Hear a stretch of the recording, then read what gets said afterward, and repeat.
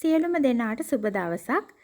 9 ශ්‍රේණිය පුරවැසි අධ්‍යාපනය විෂය යටතේ දෙවන පාඩමේ තාක්ෂණය සමග සිදුවන ආර්ථිකයේ සිදුවන වෙනස්කම් ගැන තමයි අද මම කතා කරන්නේ.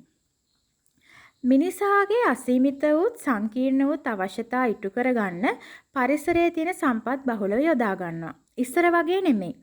නේද? වර්තමානයේදී මිනිස්සුන්ට අවශ්‍යතා වැඩි. ඒ නිසා හැමදේම ඒ කියන්නේ සම්පත් සීමිතයි. නමුත් අවශ්‍යතා වැඩි නිසා සම්පත්වල මිනිසා අතර සම්පත් වලට තරඟයක් තියෙනවා. සම්පත් බෙදා ගැනීමේ තරඟයක් තියෙනවා. ඉතින් මිනිසුන්ගේ ඉස්සර තිබේ ගල් ගුහා ජීවිත, එතකොට ඒගොල්ලන්ගේ අවශ්‍යතා තිබේ ආහාර, ඇඳුම් වලට වඩා ආහාර, ජලය, වාතය ප්‍රධාන අවශ්‍යතා. නමුත් දැන් ආහාර, නිවාස, ඇඳුම්, සෞඛ්‍ය, තාක්ෂණය අනාදී විවිධ අවශ්‍යතාවන් මිනිසුන්ට පැන නැගිලා තියෙනවා. එතකොට පුතේ තාක්ෂණය දියුණු වීමත් සමග ආර්ථික ක්ෂේත්‍රයේ කොහොමද වෙනස්කම් සිදු වුනේ කියලා තමයි අද අපි මේ පාඩමෙන් ඉගෙන ගන්නේ. හරි. ඉතින් සම්පත් පරිසරය තුල තියෙන සීමිතව නමුත් මේ කියන්නේ මිනිස් ජනගහනය වැඩි වෙනකොට මිනිස්සුන්ට අවශ්‍යතා ඉටු කරගන්න නේද? භාණ්ඩ, සේවා නිෂ්පාදනය කරන්න. ඉතින් අතීතයේ ඉඳලා මිනිස්සු පෙළඹිලා තිබ්බට වර්තමානයේදී දැන් නිෂ්පාදන ක්‍රියාවලිය වැඩි වෙනකොට රටක ආර්ථිකයේ වෙනස්කම් සිදු වෙනවා. මොනවද වෙනස්කම්? නිෂ්පාදනය වැඩි වෙනකොට ආර්ථිකයක සිදුවන ක්‍රියාවලි, ඒ කියන්නේ නිෂ්පාදනය කරන ඒවා භාණ්ඩ හා සේවා සැපයීම සඳහා ආර්ථිකයක ප්‍රධාන ක්‍රියාවලි 3ක් සිදු වෙනවලු. ඒවා තමයි නිෂ්පාදනය, යමක් නිෂ්පාදනය කරනවා. එතකොට බෙදා හරිනවා නිෂ්පාදනය කරන දේ. ඊළඟට ඒවා පරිභෝජනය කරනවා. අපි උදාහරණයක් විදිහට ගමු ඇඳුමක්. ඇඳුමක් නිෂ්පාදනය කරන්නේ ඇඟලුම් කර්මාන්ත ශාලාවක. ඊට පස්සේ ඒවා වෙළඳ පොළට බෙදා හරිනවා වාහන මගින් නේද? එහෙම පිට රටකට යවනවා නම් නැව් මගින්, ගුවන් යානා මගින් ඔන්න බෙදා හරිනවා. ඊට පස්සේ ඒවා පරිභෝජනය කරනවා. පරිභෝජනය කරනවා ඒ කියන්නේ අඳිනවා. ඇඳුම අපි පරිභෝජනය කරනවා කියන්නේ අඳිනවා. කෑම ආහාරත් එහෙමයි. ඒ විදිහට නිෂ්පාදනය, බෙදා හැරීම, පරිභෝජනය කියන්නේ ඕනෑම රටක ආර්ථිකය තුල සිදුවන ප්‍රධාන ක්‍රියාවලි 3. ඒක ඔයගොල්ලෝ දන්නවා දැන්. ඊට පස්සේ ආර්ථිකයක දැන් මේ කියන ක්‍රියාවලිය 3 තියෙද්දි දැන් මේ මිනිස්සුන්ට ඒ උවමනාවන්ට අවශ්‍ය විදිහට තමයි මේ යම් කිසි දෙයක් නිෂ්පාදනය කරන්නේ. තේ අපි හිතමු තේ ඕනේ පිට රටවල් වලට ඕනේ, ලංකාවටත් ඕනේ. ඉතින් තේ වගේ දෙයක් වුණත් ඒ මිනිස්සෙන්ට අවශ්‍යතාවයට අනුව තමයි නිෂ්පාදනය වෙන්නේ. කියන්නේ තේ සමහරු තේ දැල්ල කුඩු කරලා බොන්න කැමති, සමහරු ග්‍රීන් ටී විදිහට දැල්ලනේ දැල්ල පිටින්ම වේලලා බොන්න කැමති. අන්න ඒ විදිහට නිෂ්පාදනය කරනවා. ඉතින් ඒතර ඒව පරිභෝජනය කරනවා. පරිභෝජනය කරන්න කලින් බෙදා හැරීමක් සිදු වෙනවා.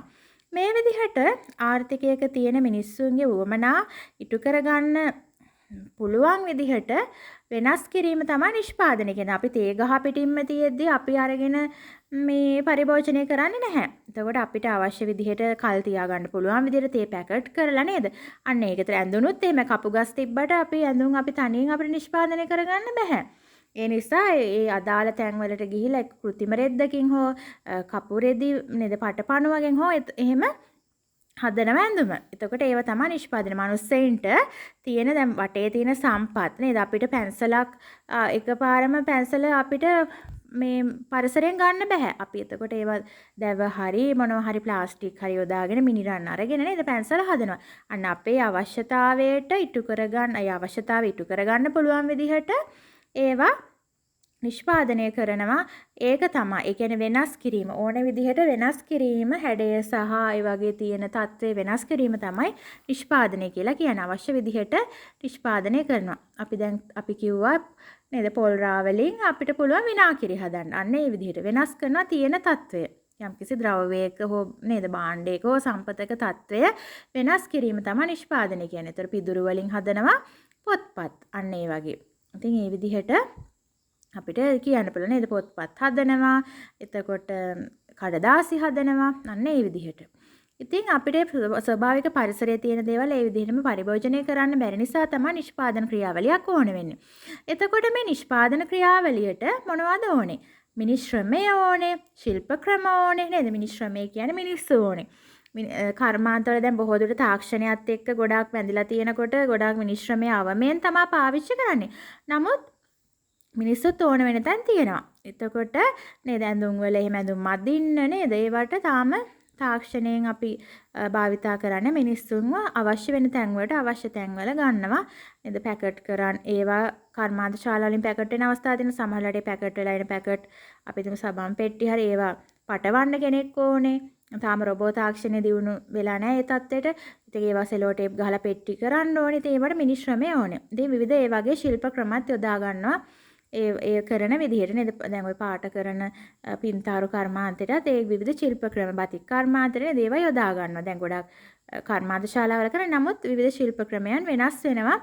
අතින් අපි බතික් කර්මාන්තය කරනකොටයි කර්මාන්තයේ يعني අර ඒවයි ප්‍රමිතියත් වෙනසක් තියෙනවා කර්මාන්ත ශාලාවල කරනවා. ඉතින් විවිධ ක්‍රම අපිට යොදා ගන්න පුළුවන්. අපි කරන ඒ අයිතිකාරයාට ඒ ආයතන හිමිකරුවට නිදහස තියෙනවා. එයාලගේ ආර්ථිකයට ගැලපෙන විදිහට විවිධ ශිල්ප ක්‍රම යොදා ගන්න. ඉතින් පවත්නා නේද? පවත්නා සම්පත් මිනිස් අවශ්‍යතාවයට සරිලන පරිදි භාණ්ඩ බවට පත් කිරීම නිෂ්පාදනය තුළින් සිද්ධ වෙනවා.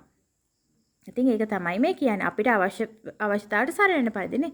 එතකොට සබන් නේද? අපේ භාණ්ඩ, දත් බෙහෙත්, එතකොට ඇඳුම් පැළඳුම්, ආහාර නේද? එතකොට ගෙදරට අවශ්‍ය ගෘහ භාණ්ඩ නේද? කෑම බීම අපි කිව්වා සෙරෙප්පු, සපත්තු, පාසල් එන්න නේද? පාසල් බෑගය. එතකොට අපිට දැන් දරුවෙකුට තියෙන අවශ්‍යතාවයට සරිලන භාණ්ඩ වෙනයි. එයාලට තියෙනවා පොඩි මේස් නේද? ඇඳුම්, චූටි අර වූල් නිර්මාණ, එන වූල් ගෙතුම්, ඊට පස්සේ තව කිරි පිටි වෙනම තියෙනවා. ඒතර කිරි බෝතල් තියෙනවා. දැන් නේද පොඩි අර අපි කියන්නේ ඇවිදිනකොට ආධාර කරන පොඩි කරත්ත වගේ ඒවා තියෙනවා. ඉතින් දරුවට තියෙන අවශ්‍යතාවය වෙනස්, මහලු කෙනෙකුට තියෙන අවශ්‍යතාවය වෙනස්. ඒගොල්ලන්ට ඇවිදින්න අත්වාරු තියෙනවා. ඉතින් ඒ වගේ අවශ්‍යතාවයට සරිලන පරිදි පරිසරයේ නමුද්‍රව්‍ය යොදාගෙන භාණ්ඩ නිෂ්පාදනය කරනවා. ඒවා භාණ්ඩ බවට පත් කිරීම තමයි නිෂ්පාදනය කියලා කියන්නේ. පරිසරයෙන් තියෙන සම්පත් අරගෙන අපිට ඕන විදිහට ඒවා භාණ්ඩ බවට පත් කිරීම නිෂ්පාදනය තුලින් සිද්ධ වෙනවා. ඉතින් ඒකේ තියෙන ප්‍රධාන ක්‍රියාවලිය තමයි පුතේ අමුද්‍රව්‍ය නිමිද්‍රව්‍යයක් බවට පත් කරනවා. ඒ කියන්නේ අමුද්‍රව්‍ය කියන්නේ අපි පරිසරයෙන් ගන්න ඕනෙම දෙයක් අමුද්‍රව්‍යයක්. ඒක නිමාවක් තියෙන නිමිද්‍රව්‍ය කියන්නේ නිෂ්පාදනයේ බවට පත් කරනවා. දැන් බලන්න අමුද්‍රව්‍ය මොනවද? අමුද්‍රව්‍ය අපි කියමු කපු. කපු වලින් අපි කපු රෙදි නිෂ්පාදනය කරනවා. අන්න ඒතර අමුද්‍රව්‍ය කපු ඊට පස්සේ නිමිද්‍රව්‍ය තමයි ඇඟලුම්. ඒ විදිහට ගන්න පුළුවන්. අමුද්‍රව්‍ය පං ඊට පස්සේ නිමිද්‍රව්‍ය පැදුර. අන්න ඒ විදිහට. ඉතින් මේ විදිහට නිෂ්පාදනය කරන භාණ්ඩ නේද? භාණ්ඩ තියෙනවා නිෂ්පාදනය කොටස් දෙකකට බෙදෙනවා භාණ්ඩ සහ සේවා විදිහට. ඉතින් නිෂ්පාදනය කරනු ලබන භාණ්ඩය එතකොට සේවාත් නිෂ්පාදනය තියෙනවා. අපි හිතමු තැපැල් සේවාව අපි දැන් ගුරු වෘත්තියේ දෙන ගුරුවරු වශයෙන් අපි කරන්නේ දරුවන්ට සේවාවක්. ඉතින් ඒවා විතර පාරිභෝගිකයා කවුද? පාරිභෝගිකයා දරුවෝ. එතකොට ගුරුවරුන්. එතකොට භාණ්ඩවල අපි කියමු දැන් මේ පාරිභෝගිකයා ඇඟලුම් වල පාරිභෝගිකයා සමස්ත ජනතාව. ඉතින් ඒ විදිහට නේද? සාරි වල පාරිභෝගිකයා ගුරුවරු සහ රැකියාවලට යන කාන්තාව. අන්න ඒ වගේ ඔයාලා දන්නවා. ඉතින් ඒතර තේවල පාරිභෝගිකයා තේ බොන මිනිස්සු සමස්තයක් විදිහට. ඉතින් මේ පාරිභෝගිකයා දක්වා අරගෙන යන්න උදව් කරන්නේ බෙදා හැරීම. අන්න අපි එතකොට ඒකට කියනවා බෙදා හැරීම නේද ප්‍රවාහණය. දැන් ඔන්න හැදුවා තේ පෙට්ටි හදලා තියෙනවා කර්මාන්ත ශාලාව ඉස්සරහා. දැන් බෙදා හරින්න ඕනේ මාධ්‍යයක් නේද? එතකොට ප්‍රවාහණය අවශ්‍යයි. ප්‍රවාහණය කරන්න පුළුවන් දුම්රියෙන්, එතකොට පිටරටකට යන නැවෙන් නේද? නැවෙන් අරන් යන්න පුළුවන්, ගුවන් යානයෙන් අරන් යන්න පුළුවන්. ලංකාව ඇතුලේ ප්‍රවාහණය කරනවා නම් කියන්නේ ලොරි වල අරන් යන්න පුළුවන්, බස් එක දාලා යවන්න පුළුවන් නේද? පොඩි දෙයක් නම් අපි ප්‍රවාහණය කරනවා නේද?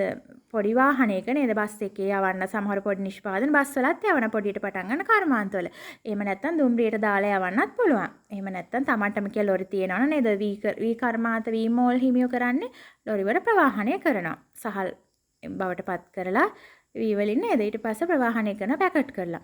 ඉතින් ඒ විදිහට ඒ සඳහා ප්‍රවාහනය අත්‍යවශ්‍ය සාධකයක් කරනවා. දැන් නිෂ්පාදනය කරා, ප්‍රවාහනය කරා. ඔන්න ඊට පස්සේ මොකද කරන්නේ අපි සේවයක් දෙනවා නම් ඒක ප්‍රවාහණය කරනවා. අපි දැන් තැපැල් නේද? තැපැල් පියුම් මාමා එනවා කියන්නේ ශ්‍රේයා කරන්න සේවයක් ලියුම් බෙදෙනවා. ඒතර sannivedanaය සේවාවක්.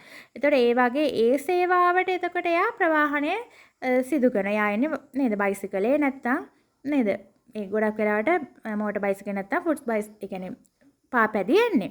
ඉතින් එතකොට ආවට පස්සේ ඒතර ඒකත් එන්නේ ප්‍රවාහනයක් නේද? රක්ෂණ සමාගම් හිමිකරුවොත් එනවා අපිට සේවයක් සපයන්න. ඒතර ඒ වගේ එයාලට ප්‍රවාහනය අත්‍යවශ්‍ය සාධකයක්. භාණ්ඩ හා සේවා දෙකටම. ඒ සේවා පැත්තත් අපි හිතන්න ඕනේ. ඊට පස්සේ දැන් ඔය ආර්ථිකයක නිෂ්පාදනය කරන භාණ්ඩයි සේවයි යොදාගෙන මිනිස් අවශ්‍යතා හා උවමනා ඉටු කරගන්නවා. නේ දැන් ඔන්න ගෙනාවා. දැන් ගෙනල්ලා තියෙනවා ඇඳුම්. ඇඳුම් දානවා වෙනද සැලට. දැම්මට පස්සේ එක්ක පොලේ තියෙනවා. අපි ඒවා මිලදී ගන්නවා. අපිට අවශ්‍ය නම් ඇඳුමක් නේද අපි ඔන්න මිලදී ගන්නවා. අපිට අවශ්‍යයි කියමු සාරියක්. එතකොට අපි මිලදී ගන්නවා. සපත්තු දෙකක් නේද කලිසමක් ඔන්න අපිට දැන් තියෙන සපත්තු දෙක ඉරිලා. එතකොට අපිට දැන් ආයෙත් සපත්තු දෙකක් ගන්න ඕනේ. ඔන්න ඔයාලා සිසුන් වශයෙන් තියෙන අවශ්‍යතාවය. එතකොට මේ අවශ්‍යතාවය ඔන්න ඒක ඔයාලට අවශ්‍ය දේවල් නේද ආහාර කෑම ඒ ඕන දෙයක් අවශ්‍යතාව වුමන අරගෙන ඒවා මේ අපි ඇඳුම ඇඳහම ඔන්න පරිභෝජනය වෙනවා. කෑම කෑවහම පරිභෝජනය වෙනවා. එතකොට ඒ කියන පුතේ නිෂ්පාදනය බෙදා හැරීම සහ පරිභෝජනය කියන ක්‍රියාවලි තුනම ආර්ථිකයක පැවැත්ම සඳහා අත්‍යවශ්‍ය වෙනවා. ඒතර ආර්ථිකයක පැවැත්මට අවශ්‍ය සාධක තුන තමයි නිෂ්පාදනය බෙදා හැරීම සහ ඊට කලින් මොකද්ද නිෂ්පාදනය බෙදා හැරීම සහ පරිභෝජනය අන්න බෙදා හැරීමට කලින් එන නිෂ්පාදනය කරලා ඒක බෙදා හරිනවා බෙදා හැරලා ඒක අපි භුක්ති විඳිනවා නේද පාරිභෝගිකයා අතට එන්න කොච්චර දුකක් විඳිනවද දැන් කුඹුරේ තියෙන නේද ගොයම් ගහ බලන්න කොච්චර ක්‍රියාවලියකට ලක් වෙලාද අපිට මේ බත් පිඟානට අපි ගාවට එන්නේ ඉතින් ඒ වගේ තමයි ඉතින් ඒට අමතරව ආර්ථිකයක සිදුවන වෙනස් වීම පුතේ ප්‍රධාන අංශ තුනක් යටතේ බලන්න පුළුවන්. ආර්ථිකයක සිදුවන වෙනස් වීම අපිට ගන්න පුළුවන් කෘෂිකාර්මික අංශයෙන් ආර්ථිකය වෙනස් වෙනවා, කාර්මික අංශයෙන් ආර්ථිකය වෙනස් වෙනවා, සේවා අංශයෙන් ආර්ථිකය වෙනස් වෙනවා නේද? අපි දැන් ඉස්සෙල්ලා කතා කරා නේද? දැන් ඒ කියන ආර්ථිකයක සිදුවන ප්‍රධාන ක්‍රියාවලි තුනයි මොනවද? ආර්ථිකය සිදුවන්නේ ආර්ථිකයක් එක්ක රටක ආර්ථිකය ඉහළ යන්න පුළුවන් ආර්ථික මට්ටම පහළ යන්න පුළුවන් මේ ක්‍රියාවලිය තුන හින්දා. මොකද්ද? නිෂ්පාදනය, බෙදා හැරීම, පරිභෝජනය. ඊට පස්සේ අපි කියනවා ආර්ථිකයක සිදුවන වෙනස් වීම ප්‍රධාන අංශ තුනක් යටතේ සලකා බලන්න පුළුවන්. දැන් ආර්ථික ක්‍රියාවලිය තමයි මේ අපි ඉස්සෙල්ලා කිව්වේ. දැන් මේ ආර්ථිකයේ වෙනස් වීම ගැනත් අපි කියනවා. දැන් ක්‍රියාවලියක නිෂ්පාදනය, බෙදා හැරීම, පරිභෝජනය කියලා ඊට පස්සේ ආර්ථිකයේ ඒ ක්‍රියාවලියේදී ආර්ථිකයක සිදුවන වෙනස් වීම වෙන්නේ පුතේ කෘෂිකාර්මික අංශයෙන්, කාර්මික අංශයෙන්, සේවා අංශයෙන් ප්‍රධාන වශයෙන් අපිට ආර්ථිකය කොහොමද වෙනස් වෙන්නේ කියලා බලන්න පුළුවන්. අපි ඊළඟට එහෙනම් කතා කරමු කෘෂිකාර්මික අංශය තුල සිදුවන කාලීන වෙනස්කම් මොනවද කියලා ඊළඟ පටිගත කිරීම තුලින්. එහෙනම් දැන් ඔයාලා ඉගෙන ගත්තා ප්‍රධාන කරුණු දෙකක්. මොනවද? ආර්ථිකයේ ඕනෑම රටක ආර්ථිකයක ප්‍රධාන ක්‍රියාවලි තුනක් සිද්ධ වෙනවා. යමක් නිෂ්පාදනය කරනවා, යමක් බෙදා හරිනවා, යමක් පරිභෝජනය කරනවා. ඊට පස්සේ පරිභෝජනය කරන දේ ක්‍රියාවලි තුනට අමතරව ආර්ථිකයේ තවත් වෙනස්කම් අපිට අංශ තුනක් යටතේ කතා කරන්න පුළුවන් කෘෂිකාර්මික, කාර්මික හා සේවා අංශය යටතේ. ඉතින් අපි මේවා වැඩිදුර විස්තර බලමු. කෘෂිකාර්මික අංශය, කාර්මික අංශය, සේවා අංශයයි ඊළඟ පාඩමෙන්. හරි. දැන් මේ ටික තේරුණා ඇති කියලා මම විශ්වාස කරනවා. අපි එහෙනම් ඊළඟට කෘෂිකාර්මික අංශය තුල සිදුවන වෙනස් වීම බලමු. එතකල් මේ කරුණු හොඳින් හිතේ ධාරණය කරගන්න, අවබෝධ කරගන්න ඕගොල්ලෝ රටක අපේ රටේ සිද්ධ වෙන දේවලුයි, මේ ලෝකෙ සිද්ධ වෙන දේවලුයි නේද? කාලින වෙනස් වීම ගැන දැනුවත් වෙන්න පුළුවන්. දැන් අන්තර්ජාලයෙන් උනත් ඔයාලට කරුණු හොයාගන්න පුළුවන්. දැන් පහසුවෙන් ඉගෙන ගන්න පහසු වෙලා තියෙන්නේ. එහෙනම් පුතේ අපි බලමු කෘෂිකාර්මික අංශය තුල සිදුවන කාලින වෙනස් වීම ඊළඟ පටිගත කිරීම තුලින්. එහෙනම් ආර්ථිකයේ සිදුවන වෙනස් වීම පිළිබඳ හැඳින්වීම තාක්ෂණයත් සමග ආර්ථිකයේ සිදුවන වෙනස් වීම වල හැඳින්වීමේ පටිගත කිරීමේ පාඩම මම මෙතනින් අවසන් කරනවා. එහෙනම් සියලු දෙනාටම සුබ දවසක්.